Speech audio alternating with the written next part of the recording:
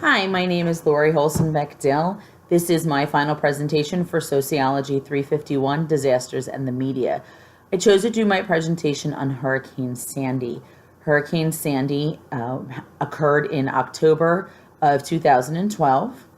Many of us remember Hurricane Sandy as it did make landfall in the East Coast near Delaware, actually in New Jersey. So we do remember the winds and the damaging rains that we did see in our local media.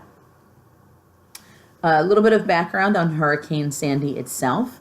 The storm was actually noted on October 19th of 2012, at which point it was a tropical wave, which was off of the lower coast of the Caribbean, so further down into the ocean. On October 22nd, it developed into a tropical storm in the Caribbean Sea, starting to come towards the United States and towards land. It developed into a Category 1 hurricane, which did make landfall in Jamaica and also in southern Cuba. When it hit land in southern Cuba, it was actually a Category 2 hurricane with winds of over 105 miles per hour. As it moved up to the coast, it did not make landfall in the United States until New Jersey, where it was downgraded to a hurricane Category 1 due to the 75 plus mile per hour winds. So it was actually downgraded between Cuba and the United States. It did make landfall in New Jersey on October 29th in the evening. The states of New Jersey, Delaware, Maryland, Maine, and of course New York City were all very affected by this hurricane. The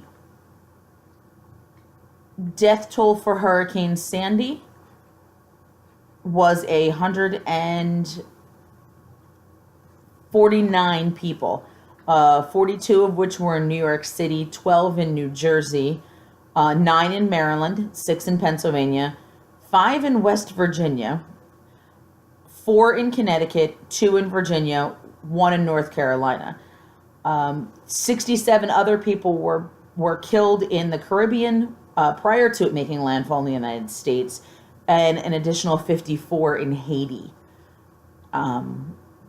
Unfortunately, there is not a lot of media coverage as to what happened in the Caribbean and Haiti, due to the fact that it hit in New Jersey, which of course means that our local media would have been covering that section and concentrating on that section rather than concentrating on what was happening internationally. The population affected is millions and millions of people. They were affected all up and down the East Coast. Prior to the hurricane making landfall, within the days before, many states declared a state of emergency. The night before the hurricane made landfall, the state of New York, or at least New York City Transit System, decided that they were going to close subways and buses. This essentially made travel between Washington, D.C.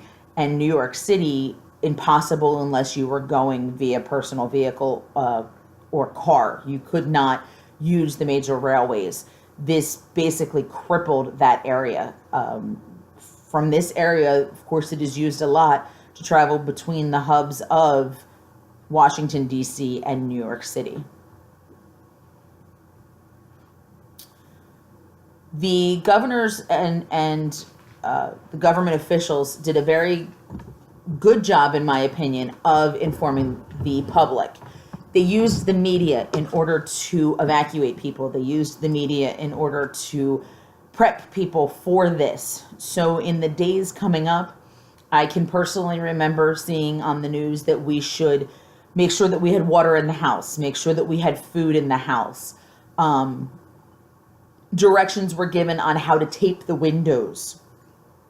Very simple things that we take for granted. It was explained as to what part of the house you should be in when you hear the winds, when you see the rains, things of that nature. So the media actually helped in this situation. The National Guard was mobilized early to make sure that they were in place. The all of the civil servants, as far as police, fire, ambulance, they were brought in. Nurses were brought into hospitals to stay overnight so that there was no problems getting people in the next day. All the airlines, of course, were canceled. So therefore, they took those personnel and made sure that all of that was properly secured so that there was no problems with flying or with all of the glass in the airports, things of that nature. So they did a very good job in attempting to minimize the destruction. Unfortunately, the destruction was only to a point minimized. I personally did visit Sandy Hook, New Jersey, after the hurricane. It was a mind-blowing scene. I have never seen halves of houses before. It was very interesting to see that what the media was reporting was honestly true. Some of the same pictures that I saw on ABC and CBS News, on CNN, on the Weather Channel, the houses looked exactly the same. They were these same people. The areas were the same. It was devastating. It was completely devastating. Yet it was also in a good light. The media made sure that they showed all of the people helping each other. They did a great job of making sure that the areas that were unaffected helped the areas that were affected, where you could take shelter, where you could bring items that you had collected, who needed help still, how many people were displaced, how much water was out there, when could you start to move around again, what was safe and what was not safe. For example, again, my family was affected by this because we do live in the state of Delaware. My sister is in Hoboken, New Jersey. We made minimal contact with her for 2 days due to power outages. She was unable to leave the city of Hoboken. She was unable to get into the city of New York, where she works, into Manhattan, where her and my brother-in-law work. There was no getting in or out of that area.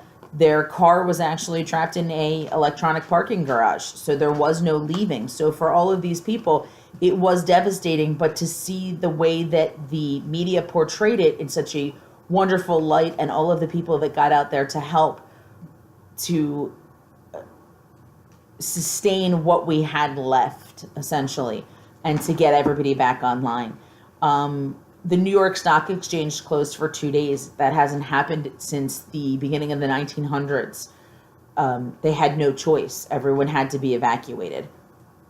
Again, this was all done by the media, and the media made sure that they showed this in the best possible light possible. They gave everyone the evacuation directions that they needed. They made sure that everybody knew where to go and how to handle it. So in this disaster, I feel that they did a wonderful job in portraying it in the media.